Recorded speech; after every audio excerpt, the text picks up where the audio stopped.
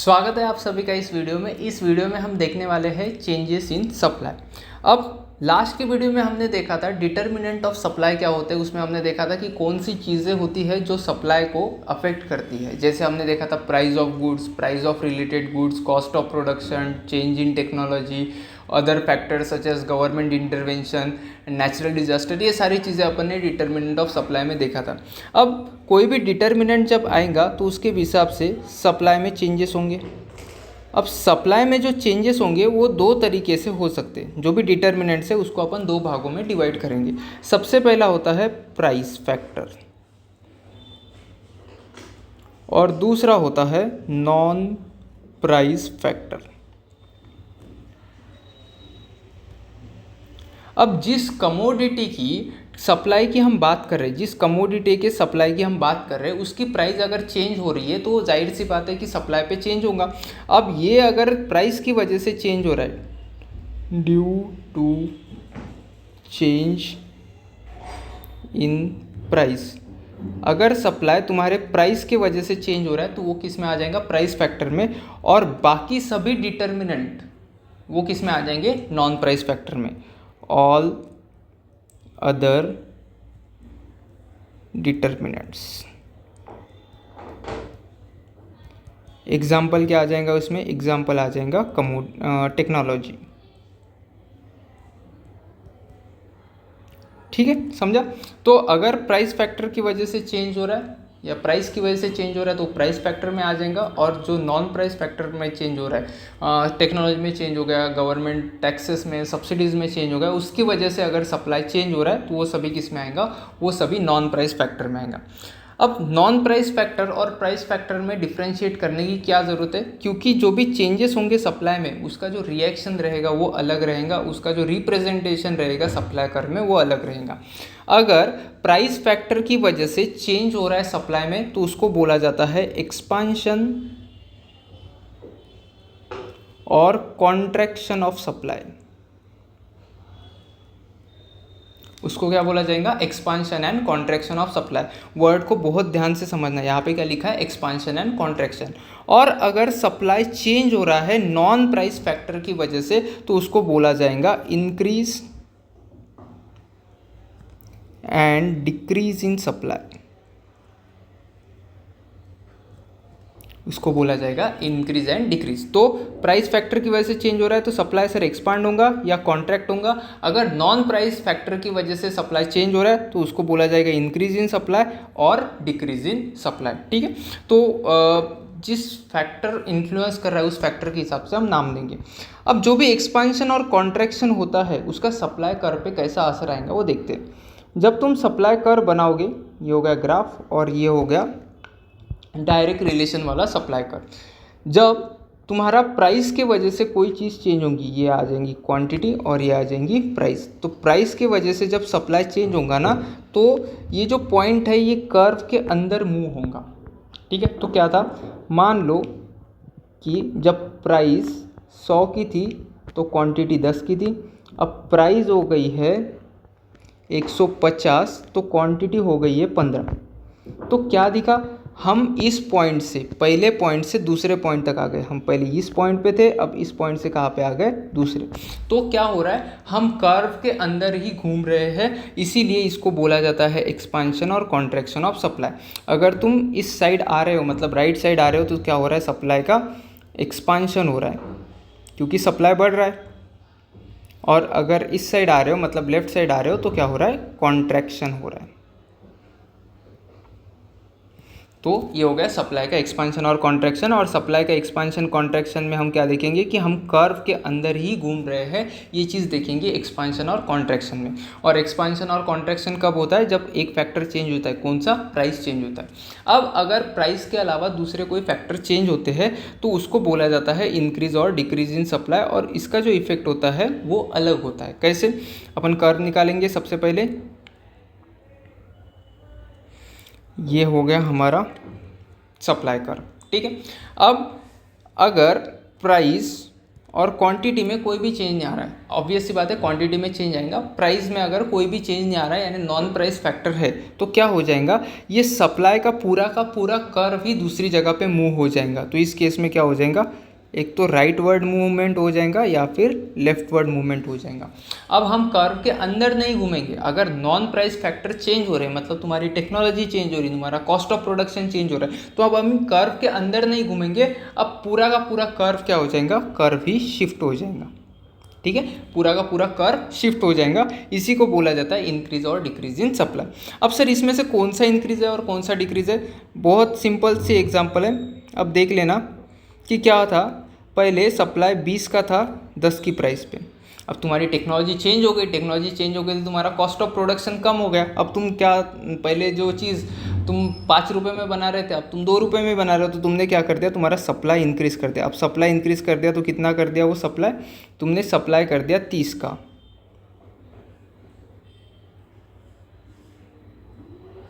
ठीक है, तुमने सप्लाई कर दिया 30 का, तो 20 से बढ़ गए 30। तो जब भी तुम्हारा सप्लाई इंक्रीज होता है तो तुम्हारा कर्व कहाँ पे शिफ्ट होता है, राइट शिफ्ट हो जाता है। और जब भी तुम्हारा सप्लाई डिक्रीज हो जाएगा तो क्या कहाँ पे शिफ्ट हो जाएगा, लेफ्ट शिफ्ट। ठीक है, तो इसी को बोला जाता है शिफ्टिंग ऑफ कर्व। यहाँ पे शिफ्टिंग ऑफ कर्व होगा और यहाँ पे मूवमेंट अलोंग द कर्व होगा, इसी को क्या बोला जाएगा, मूवमेंट अलोंग द कर्व।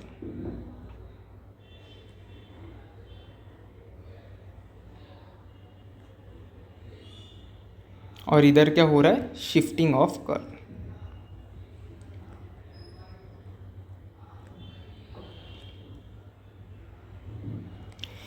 तो जो भी हमने अब तक देखा वापस से एक बार रिवाइज कर लेते हैं। सबसे पहला हमने देखा कि डिटर्मिनेंट की वजह से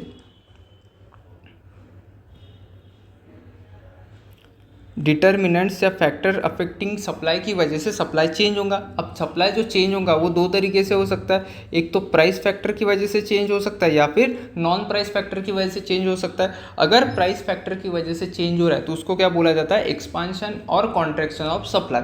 बट अगर नॉन प्राइस फैक्टर की वजह से तुम्हारा सप्लाई चेंज हो रहा है, एग्जाम्पल टेक्नोलॉजी हो गया, टैक्सेस हो गए, सब्सिडीज हो गई, उसकी वजह से अगर चेंज हो रहा है तो उसको बोला जाएगा इंक्रीज और डिक्रीज इन सप्लाई। एक्सपांशन और कॉन्ट्रैक्शन ऑफ सप्लाई के केस में क्या होगा, तुम्हारा जो मूवमेंट होगा, सप्लाई चेंज होगा तो वो तुम्हारा कर्व उसी जगह पे रहेगा, बट कर्व में जो पॉइंट है वो पॉइंट शिफ्ट हो जाएंगे, एक पॉइंट से तुम दूसरे पॉइंट पर बढ़ जाओगे जब एक्सपांशन होगा या फिर कॉन्ट्रैक्शन होगा। जब एक्सपांशन होगा तो तुम राइट वर्ड शिफ्ट हो जाएगा तुम्हारा पॉइंट, यहाँ पे देखो P1 से P2 तक बढ़ गए अपन, ये P1 ये P2।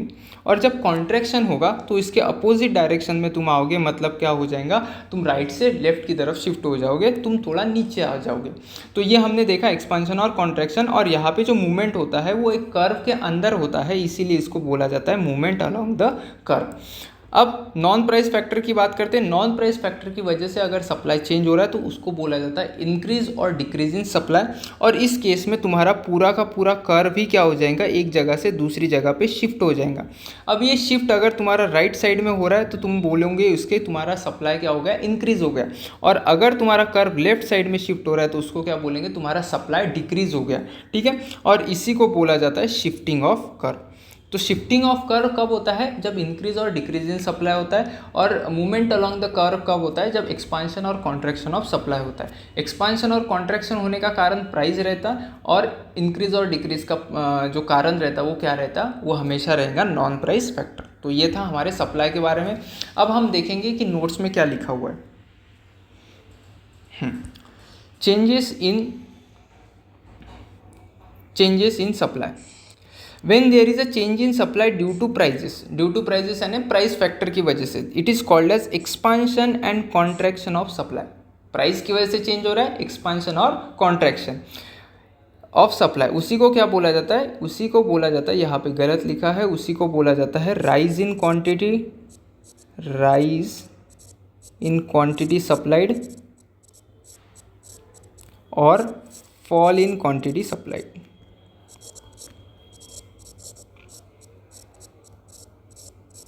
ठीक है, rise and fall in quantity supplied. Increase और डिक्रीज गलती से भी यूज़ मत करना।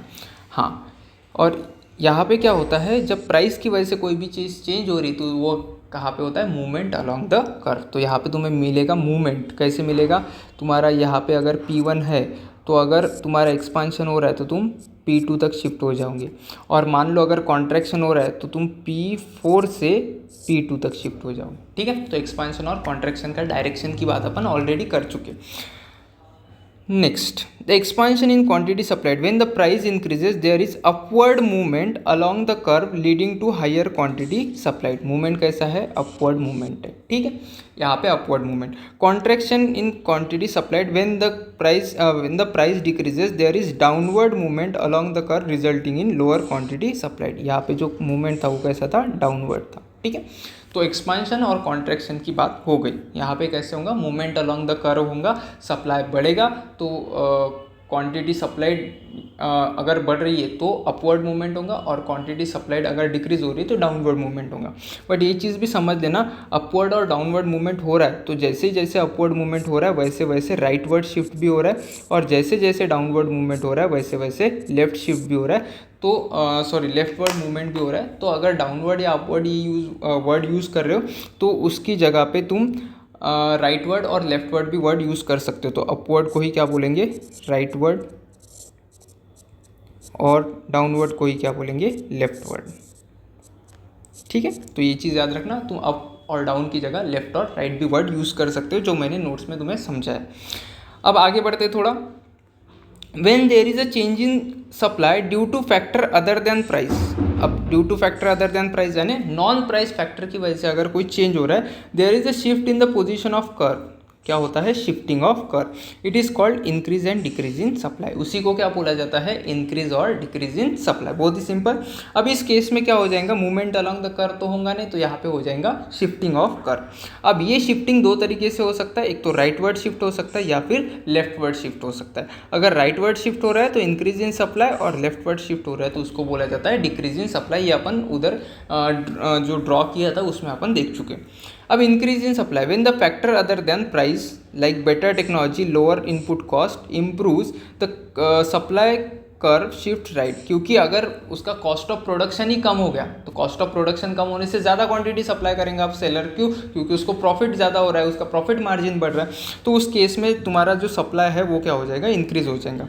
ये कर्व एक्चुअली गलत लिखी है, ठीक है, इस कर्व पे ध्यान मत देना, ये गलत है। जो अपन ने वहाँ पे ड्रॉ किए है वही सही कर्व है, या फिर मैं यहीं पे तुम्हें ड्रॉ करके दिखा देता हूँ। तो क्या हो जाएगा, मान लो ये तुम्हारा इनिशियल कर्व था।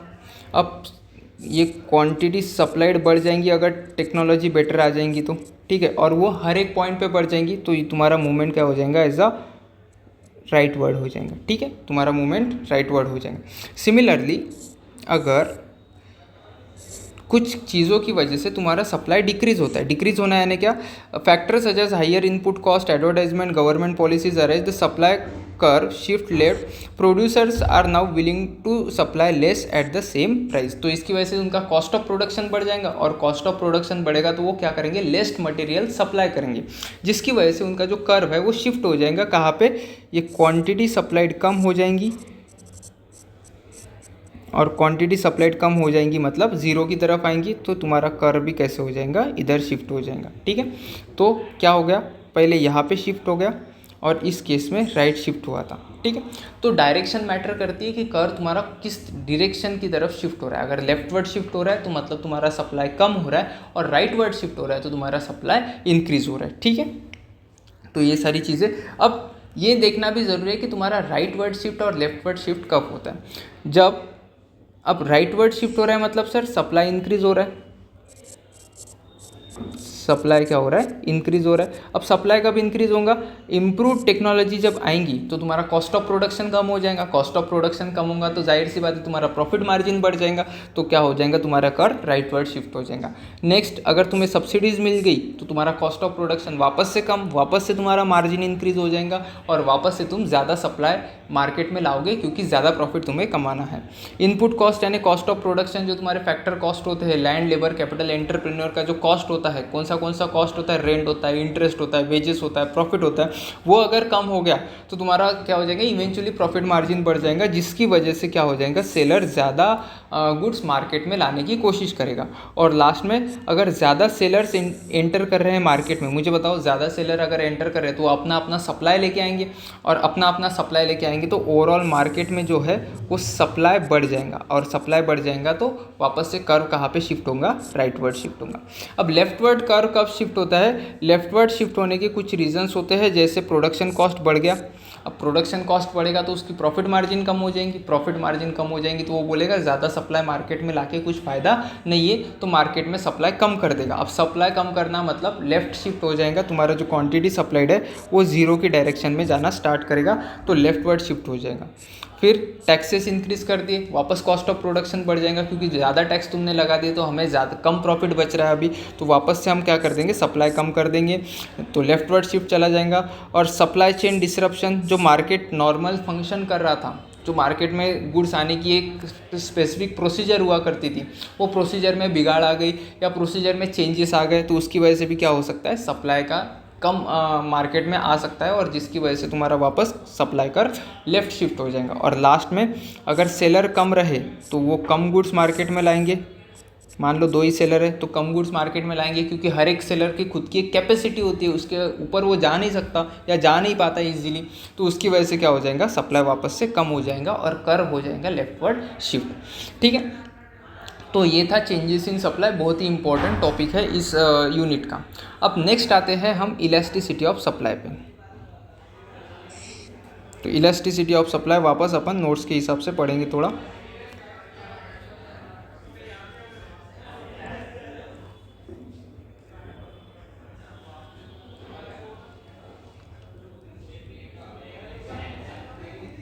Elasticity of supply. अब इकोनॉमिक्स में जब इलास्टिसिटी की बात करते हैं तो 2 तरीके की इलास्टिसिटी आती है, एक इलास्टिसिटी ऑफ डिमांड और दूसरा आता है elasticity of supply. Elasticity of demand upon already पढ़ चुके हैं, इलास्टिसिटी ऑफ सप्लाई पढ़ेंगे। इलास्टिसिटी ऑफ सप्लाई में क्या देखा जाता है कि 2 फैक्टर्स हैं जो सबसे ज़्यादा इन्फ्लुएंशियल है। कौन से, एक प्राइस है, और प्राइस के साथ साथ कौन चेंज होता है, क्वांटिटी सप्लाइड।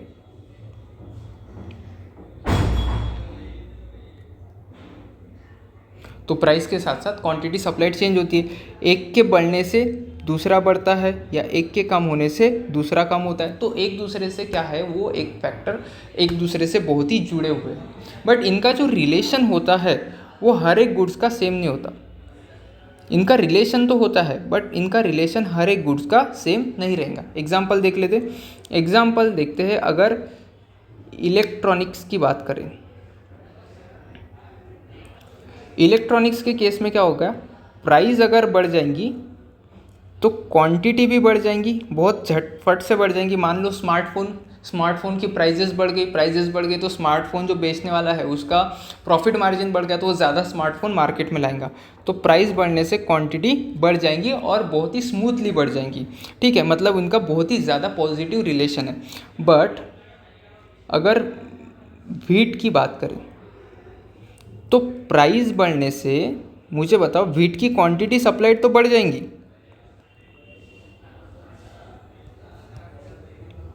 क्वांटिटी सप्लाइड तो बढ़ जाएंगी, इसमें कोई दो राय नहीं है कि प्राइस बढ़ेंगी तो क्वांटिटी सप्लाइड बढ़ जाएंगी। बट मुझे बताओ, क्या तुम्हारे पास अमाउंट ऑफ लैंड एकदम लिमिटेड है, क्या तुम उसे चेंज कर सकते हो? नहीं सर, अमाउंट ऑफ लैंड को हम चेंज नहीं कर सकते।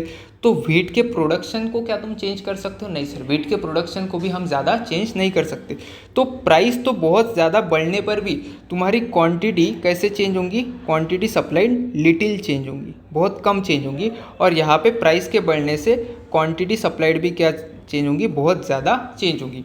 तो यहाँ पे देख सकते हो तुम कि रिलेशन तो दोनों में भी है, रिलेशन दोनों में भी है, बट ये जो रिलेशन इफ़ेक्टिव कितना है वो हर गुड्स और सर्विसेज में अलग अलग होता है, और यही कैलकुलेट करने को बोला जाता है इलास्टिसिटी ऑफ सप्लाई। जिसके प्राइस के चेंज होने से क्वांटिटी सप्लाइड बहुत ज़्यादा चेंज होती है उसको ज़्यादा इलास्टिक बोला जाता है, और जिसके प्राइस के चेंज होने से क्वांटिटी सप्लाइड थोड़ी सी चेंज होती है उसको लेस इलास्टिक बोला जाता है या फिर इन इलास्टिक बोला जाता है। ये सारी चीज़ें अपन देख नहीं पाते, ठीक है।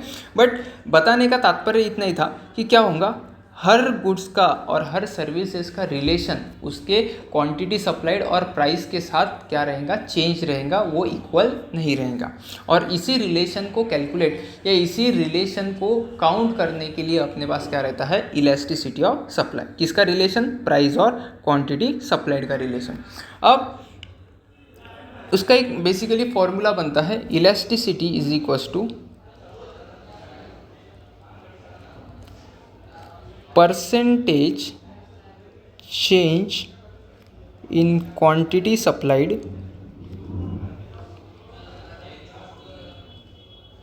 upon percentage change in price of goods या सर्विसेज। ठीक है, तो परसेंटेज चेंज सबसे इंपॉर्टेंट क्या है कि हमें जो चेंज कैलकुलेट करें वो एब्सोल्यूट चेंज नहीं है, वो परसेंटेज चेंज है। सर एब्सोल्यूट चेंज और परसेंटेज चेंज में क्या फ़र्क रहता है, तो मुझे बताओ, अगर कोई क्वांटिटी है 10 से बढ़ के 20 हो गई तो इसका जो एब्सोल्यूट चेंज है वो कैसा गिना जाएगा, फाइनल माइनस इनिशियल, तो 20 माइनस 10 हो जाएगा वो 10, तो ये हो गया उसका एब्सोल्यूट चेंज। बट अगर परसेंटेज वाइज देखिए तो ये क्या है, इसको अगर 100% कैलकुलेट करें तो ये कितना हो जाएगा, 20 हो जाएगा 200%। तो परसेंटेज चेंज कितना रहा, परसेंटेज चेंज रहा 100%। तो यहाँ पे अपने को एब्सोल्यूट चेंज नहीं देखना है, यहाँ पे अपने को किसको कंपेयर करना है, परसेंटेज चेंज को कंपेयर करना है। ठीक है, तो percentage change of quantity supplied divided by percentage change of price of goods and services. अब ये percentage change of quantity supplied कैसे निकाल सकते हैं, उसका भी एकदम सिंपल सी चीज़ है, उसको देखना, final quantity minus original quantity upon original quantity, ये उसका फॉर्मूला बनता है। और जब परसेंटेज में कोई चीज़ लानी होती है तो उसको इंटू 100 किया जाता है। तो ये तो आ गया हमारा percentage change in quantity supplied. अब पूरे को अपॉन में लिखना, वापस परसेंटेज चेंज इन प्राइस निकालना है, तो परसेंटेज चेंज इन प्राइस क्या हो जाएगा, final price minus original price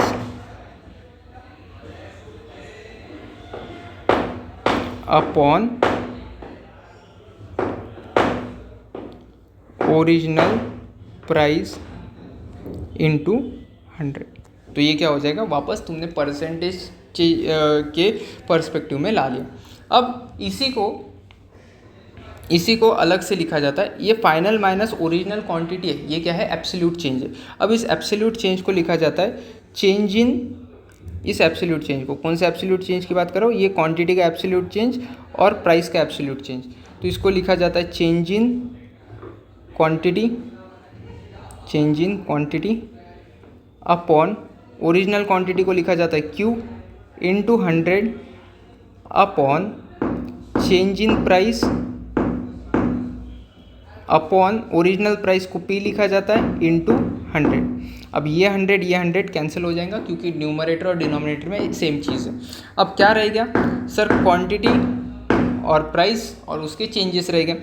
अब मुझे बताओ, ये डिनोमिनेटर की टर्म को अगर तुम ऊपर लेके जाओगे तो क्या हो जाएगा, वो न्यूमरेटर की टर्म बन जाएंगी, तो क्या हो जाएगा, चेंज इन क्वांटिटी, और टर्म न्यूमरेटर में लेके जाओगे तो वो स्विच हो जाएंगी, मतलब ऊपर का नीचे आ जाएगा, नीचे का ऊपर। तो change in quantity upon quantity into नीचे की टर्म में ऊपर लेके जा रहा हूँ, तो ये हो जाएगा price upon change in price, switch हो गई टर्म। अब वापस अगर रीअरेंज करूँ तो क्या हो जाएगा, change in quantity upon change in price into price upon quantity. तो ये बना मेरा नेक्स्ट फॉर्मूला।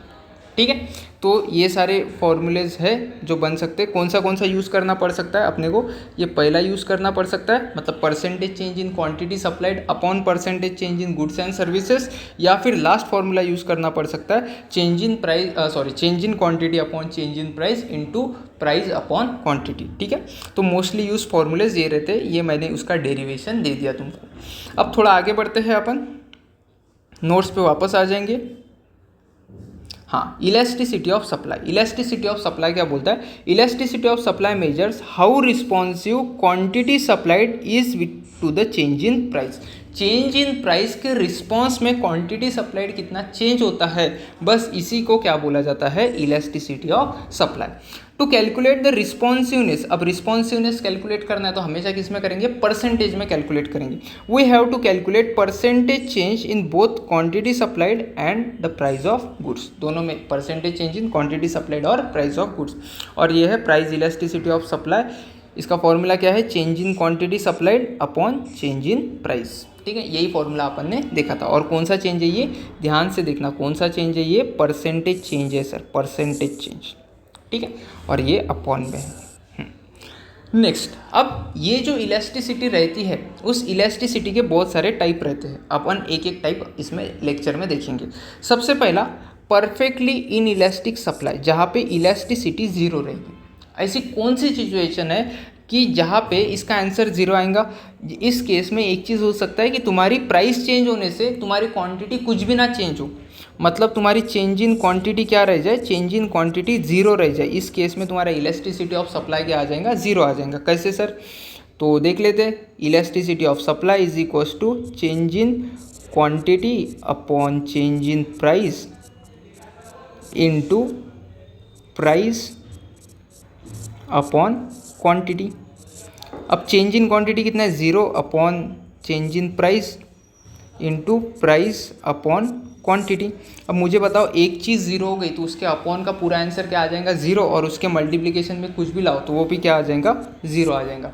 तो एक चीज़ समझना, जब तुम्हारे क्या हो रहा है इस केस में हो रहा है कि तुम प्राइस तो चेंज कर रहे हो पर तुम्हारी क्वांटिटी सप्लाइड वही रह रही है, तो उसको क्या बोला जाता है, परफेक्टली इन इलास्टिक सप्लाई। मतलब सप्लाई सर चेंज ही नहीं हो रहा, हम चाहे प्राइस चेंज कर ले, हमारा सप्लाई चेंज नहीं हो रहा है। और अगर सप्लाई चेंज नहीं हो रहा है तो उसको बोला जाता है परफेक्टली इन इलास्टिक सप्लाई, और इस केस में उसकी वैल्यू कितनी होती है, ज़ीरो होती है।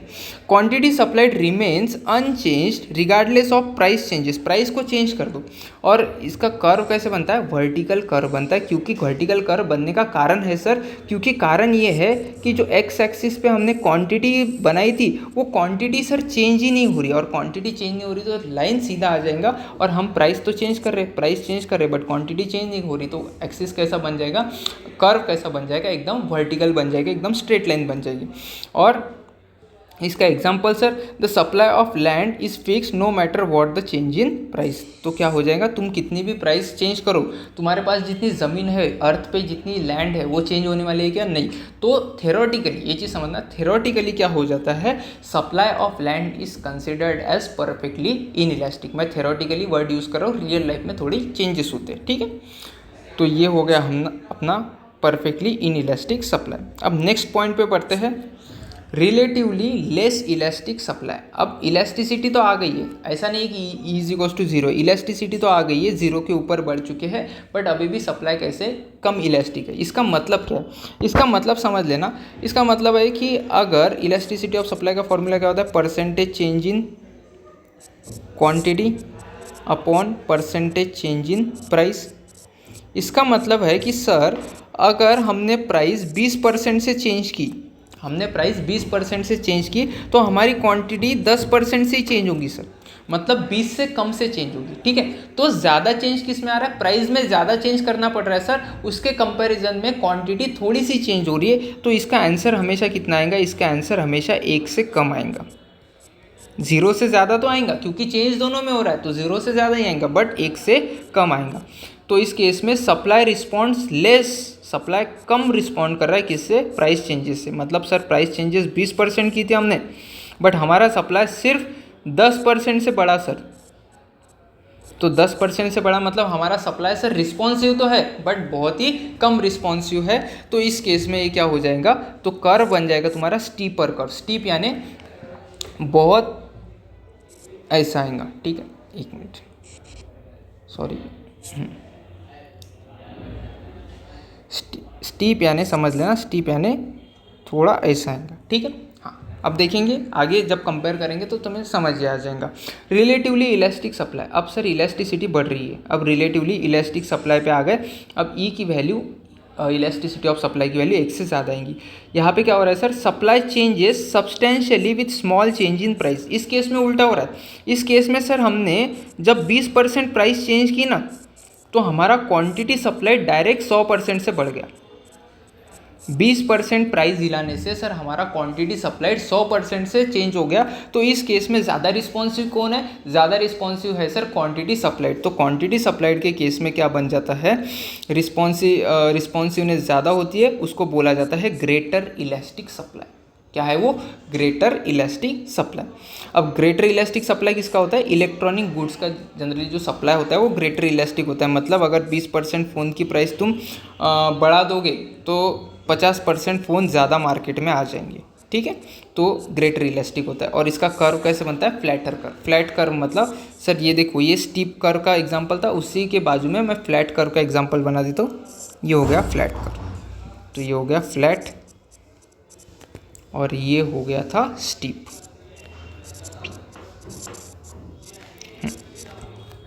तो ये चीज़ें हो गई अपनी। अब नेक्स्ट देखेंगे यूनिटरी इलास्टिक। यूनिटरी इलास्टिक का केस भी बहुत अच्छा है। यूनिटरी इलास्टिक क्या बोलता है कि जितना चेंज होगा प्राइस में सर, उतना ही चेंज होगा क्वांटिटी सप्लाइड में। सिंपल सी चीज़, मतलब सर प्राइस में हमने चेंज किया 20%, प्राइस में कितना चेंज किया? 20%। तो क्वांटिटी सप्लाइड, सॉरी यहाँ पे क्वांटिटी सप्लाइड लिख दिया मैंने,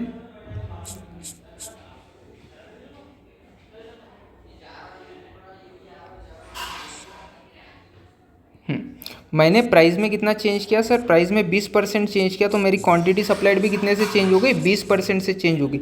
और इसका आंसर कितना आएगा? जाहिर सी बात है, elasticity of supply percentage change in quantity upon percentage change in price. तो दोनों का प्राइस अगर 20% अपॉन 20% है, तो दोनों न्यूमरेटर और डिनोमिनेटर में वैल्यूज सेम है, इसीलिए उसका आंसर क्या आएगा? 1 आएगा, ठीक है। ये हो गया। और लास्ट में आता है perfectly elastic supply. Perfectly elastic supply यानी क्या सर? थोड़ा सा प्राइस में चेंज किया था but quantity supply direct infinite से चेंज हो गई। तो इस केस में ये तो हाइपोथेटिकल सिचुएशन होता है। ये जो परफेक्टली इलास्टिक और परफेक्टली इन इलास्टिक वाली सिचुएशन है वो टोटली हाइपोथेटिकल है, बट अपने को थ्योरेटिकली सीखना है। तो परफेक्टली इन इलास्टिक में क्या हो रहा है, सॉरी परफेक्टली इलास्टिक में क्या हो रहा है, समझ लो कि जो तुम्हारी क्वांटिटी चेंज है वो हाइपोथेटिकली इनफाइनाइट चेंज हो रही है। थोड़ा सा 1 रुपये से भी प्राइस तुमने बढ़ा दिया, तुम्हारी क्वांटिटी डायरेक्ट इनफाइनाइट से चेंज हो रही है। तो इस केस में जो इलास्टिसिटी रहेंगी वो कैसे रहेंगी? Infinite elasticity. Any change in the price results in infinite change in supply, ठीक है। तो इसको भी अपन परसेंटेज के टर्म्स में लिखते हैं। सर हमने क्या किया था? हमने प्राइस को चेंज किया था सिर्फ 1% से, और हमारी क्वांटिटी सप्लाइड सर चेंज हो गई डायरेक्ट इनफाइनाइट % से।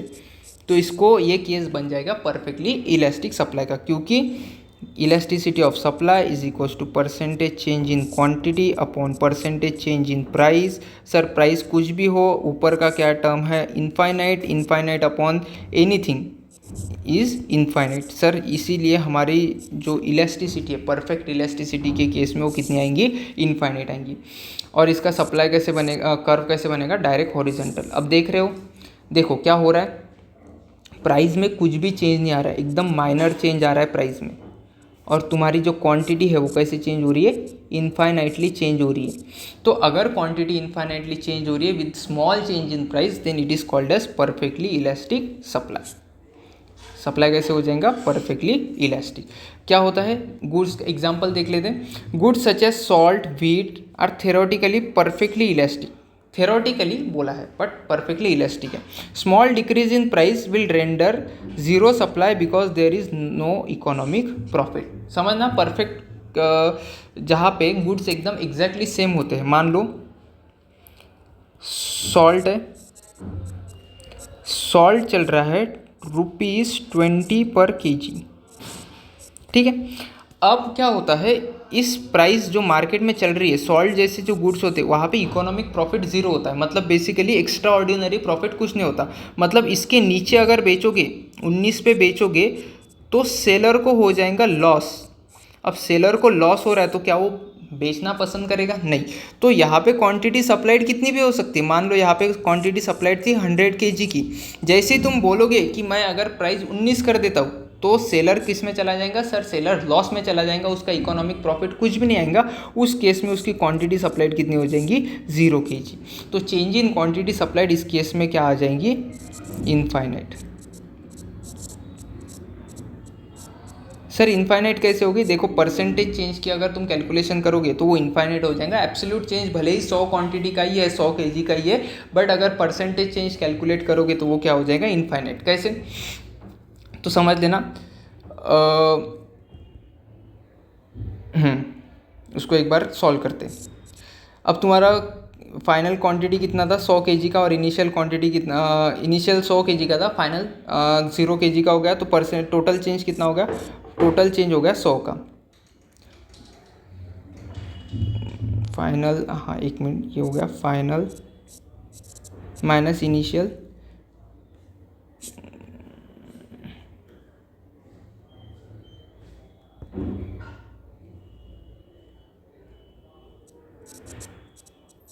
अपॉन इनिशियल, ठीक है, अपॉन इनिशियल। तो ये क्या हो जाएगा, फाइनल हो जाएगा तुम्हारा 100 का, माइनस इनिशियल हो जाएगा, फाइनल 0 का हो जाएगा, सॉरी फाइनल हो जाएगा 0 का, इनिशियल हो जाएगा 100 का, अपॉन इनिशियल हो जाएगा 100 का। तो ये कितना आएगा, -1। और परसेंटेज चेंज कुछ तो भी गलत हो गया यहाँ पे, क्वांटिटी सप्लाइड इनफाइनाइटली चेंज होनी चाहिए थी, मतलब ये 0 नहीं होना चाहिए था, सॉरी इधर इनफाइनाइट चेंज हो रहा है, मतलब थ्योरेटिकली ये होनी चाहिए थी -इन्फिनिटी, 0 भी नहीं, ये थ्योरेटिकली -इन्फिनिटी kg होनी चाहिए थी, और फिर आंसर इनफाइनाइट आ जाता। और अगर मुझे बताओ यहाँ पे थ्योरेटिकली अगर आंसर इनफाइनाइट आ गया और यहाँ पे कुछ भी रहा, यहाँ पे कितना भी रहा, तो आंसर कितना आ जाएगा, इनफाइनाइट। तो इलास्टिसिटी ऑफ सप्लाई इस केस में क्या हो जाएंगी, इनफाइनाइटली इलास्टिक हो जाएंगी। ठीक है, थोड़ा सा चेंज, थोड़ा सा गलत मैंने लिया था, क्योंकि यहाँ पे अगर हाइपोथेटिकल सिचुएशन की बात कर रहे हैं तो हमारा जो क्वांटिटी सप्लाइड हो जाएगा वो क्वांटिटी सप्लाइड -इन्फिनिटी तक चला जाएगा। इसी वजह से क्या हो जाएगा, हमारा इलास्टिसिटी ऑफ सप्लाई इनफाइनाइट आ जाएगा। ठीक है, तो ये हो गया अपना। अब नेक्स्ट जो इलास्टिसिटी होती है वो 2 तरीके की होती है, एक तो पॉइंट इलास्टिसिटी और दूसरा होता है आर्क इलास्टिसिटी। क्या फ़र्क होता है समझते हैं, और उसके हिसाब से अपना फॉर्मूला भी चेंज होगा, बट ये हम देखने वाले हैं नेक्स्ट लेक्चर में। तो मिलते हैं नेक्स्ट लेक्चर में।